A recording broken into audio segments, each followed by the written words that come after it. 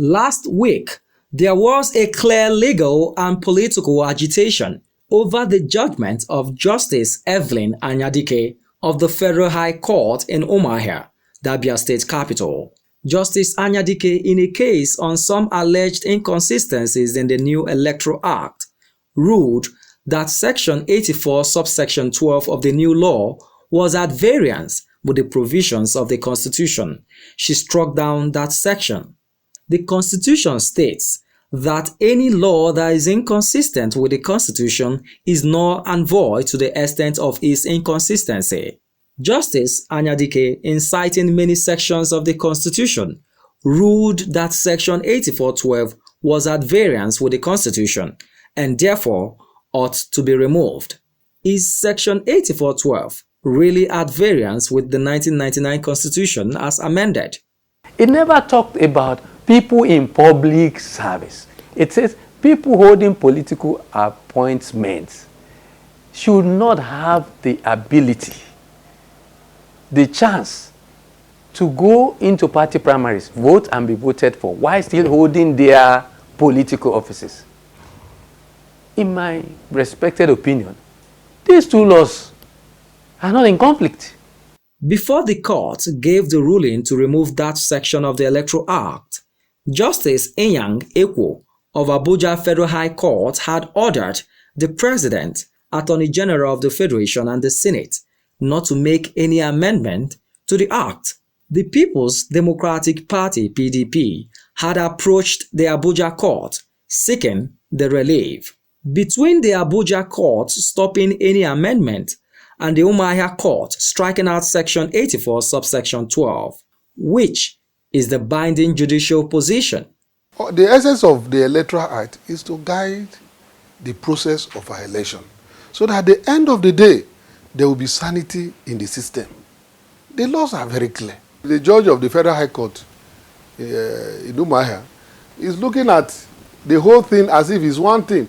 Section 84:12 of the new Electoral Act bars political appointees at any level from voting or being voted for at the Congress or convention of any political party for the purpose of nomination of candidates for any elective position. Is that section of the Electoral Act, the way it is framed, by the words and the letters and the spirit behind it, is it inconsistent with the provision of the Constitution?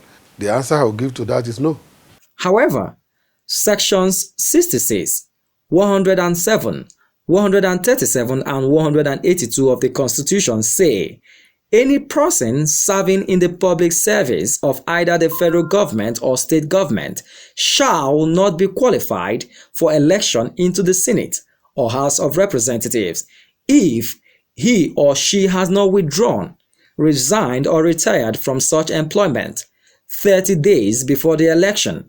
While the 1999 Constitution talks about those in public service, it does not make any provision for serving political appointees, which the new Electoral Act 2022 Section 84:12 has covered.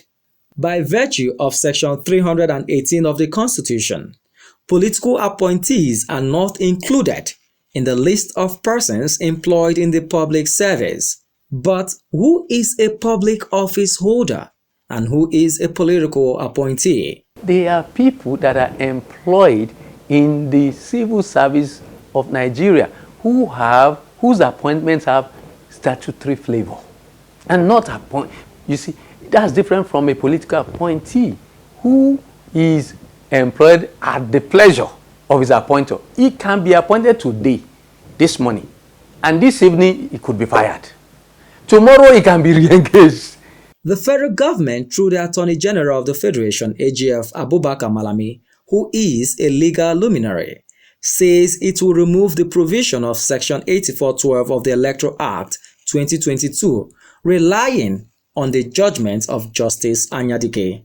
But is it within the function of the AGF to remove the provision of an existing law, which has undergone legislative process and has been signed by the President, or does it require a legislative amendment to do so?